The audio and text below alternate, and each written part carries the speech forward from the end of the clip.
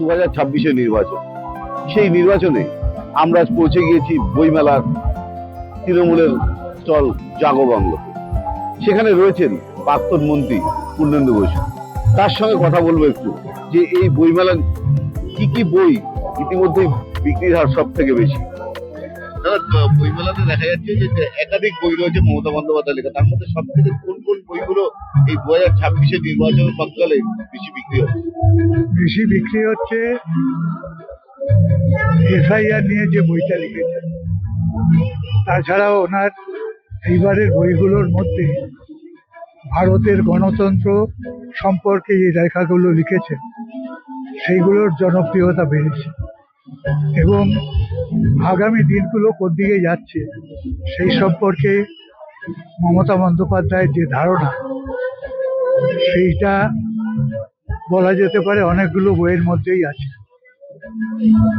বিষয়টা হচ্ছে এরকম যে বিজেপি কোনো নিয়ম কানুন মানছে না, এইটা উনি তুলে ধরেছেন। দ্বিতীয় সেটা হচ্ছে যে আমাদের দেশের যে সংবিধান সেই সংবিধানকে বিজেপি মানছে না এবং সব থেকে যেটা বড় কথা সেটা হচ্ছে বিচার বিভাগ এবং নির্বাচন কমিশন এদেরও বিজেপি অনেকটা তাদের নিজের লোক বানিয়ে ফেলেছে। এর ফলে এই জায়গাগুলো মমতা বন্দ্যোপাধ্যায় খুব স্পষ্টভাবে তুলে ধরেছেন যে সংবিধান কি মানা হবে না হবে। আমরা দেখতে পাচ্ছি যে সংবিধান মানা হচ্ছে না। এইগুলোর প্রচার যতই বাড়ছে, বিভিন্ন টিভি চ্যানেল বা খবরের কাগজে মূল্যায়ন হচ্ছে, ততই আমাদের এখানে দর্শক শ্রোতা আসছেন এবং তারা বই দেখছেন, বই কিনছেন। এটা মমতা বন্দ্যোপাধ্যায় নির্দিষ্ট কিছু পাঠক আছেন। তাছাড়াও এবার আমি একটা লক্ষ্য করছি যে একেবারে সাধারণ মানুষ যারা ভোট নিয়ে খুব চিন্তিত তারা কিনছেন। কি রাস্তা মমতা কি ভাবছেন এই বিষয়টাও সাধারণ মানুষ খেয়াল করছে।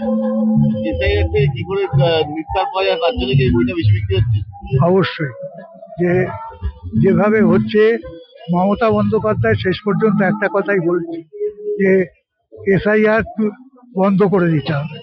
এইভাবে চললে মানুষ মারা যাচ্ছে, মানুষ ক্ষতিগ্রস্ত হচ্ছে, মানুষ বঞ্চিত হচ্ছে।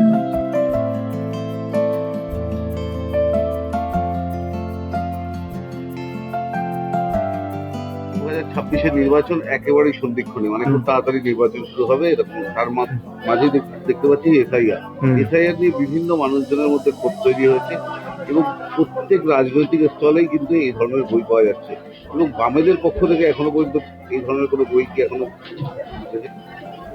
প্রথম কথা হচ্ছে গণশক্তি একটা দৈনিক পত্রিকা, এটা মূলত পত্রিকার উপরই নির্ভরশীল। আমরা প্রকাশক নয়, প্রকাশক হচ্ছে ন্যাশনাল বুক এজেন্সি। সেই জন্য আমাদের যেসব পত্রিকা, কিছু পত্রিকা আমরা বের করি, সেই আমরা প্রকাশক তো নয়, সেই জন্য এসআইআর পরে আমাদের কিছু বই বাইরের থেকে বই নিয়ে এসে রাখা আছে।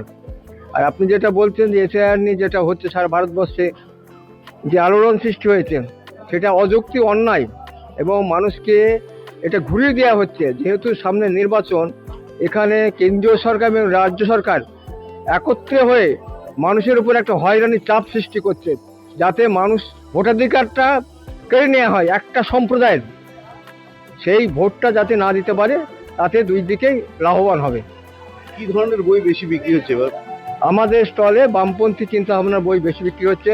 যেমন জ্যোতিবাবু, যতদূর মনে পড়ে জ্যোতিবাবুর 5টা সেট, বুদ্ধবাবু এবং বামপন্থী পত্র অনেকে আমাদের ম্যাক্সিম গোর্কির মা আছে, ইস্পাত এখনো চাচ্ছে।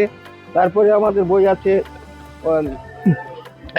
ওই যে আমাদের বই না, এটা অযোধ্যা বিনির্মাণ। আর মূলত বামপন্থী বই বেশি বিক্রি হচ্ছে। বামপন্থী ছাড়াও অনেক বই দেখা যাচ্ছে। হ্যাঁ, বামপন্থী ছাড়া অন্য বই রাখা হয়েছে একটাই কারণ, যেহেতু এখন একটা রাজনৈতিক ডামাডোল, আমাদের পরিস্থিতি খুব অন্য ধরনের, সেই জন্য অন্য ধরনের বই রাখা হয়। এই জন্যই মানুষকে যাতে আসে এবং আমাদের কিছুটা হয়, সাশ্রয় হয়। আপনার নাম? আমার নাম নির্মল বিশ্বাস।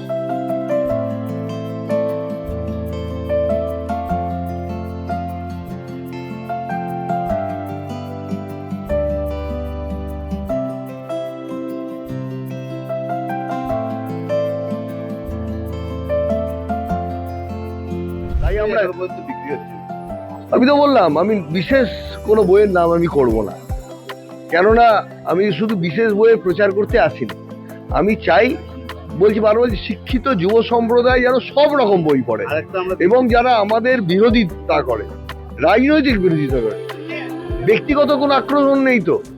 সবার যেমন প্রধানমন্ত্রী, সবার তেমন মুখ্যমন্ত্রী। আমরা একটা দেখলাম রাজ্যের মুখ্যমন্ত্রী মমতা বন্দ্যোপাধ্যায় তার নিজস্ব স্টল অর্থাৎ জাগবাংলাতে দেখা গেল যে এসআইআর যে বইটি রয়েছে তার বিক্রি কিন্তু অনেকটাই বেশি।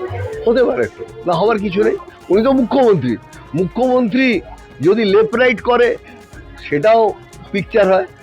লন্ডনে গিয়ে সোজা না হেঁটে পেছন দিকে হাঁটছিলেন, ওটাও আপনারা খবর করেছিলেন। উনি মুখ্যমন্ত্রী। রামমোহন সম্বন্ধে, ক্ষুদিরামের সম্বন্ধে ভাইপো যখন বলেন সেটাও খবর হয়। অতএব উনি যদি হাম্বা হাম্বা ডাম্বা ডাম্বা লাগে, সেটাও বেস্ট সেল, সব লাইব্রেরিতে সরকারি পাওয়া যায়, হতেই পারে, সেই নিয়ে আমরা চিন্তিত নই। যখন শাসকের রাজত্ব চলে, শাসনের রাজত্ব নয়, শাসকের রাজত্ব চলে, এখানে ঘটনা হতেই পারে। আপনার নাম? আমার নাম অমিতাভ রায়।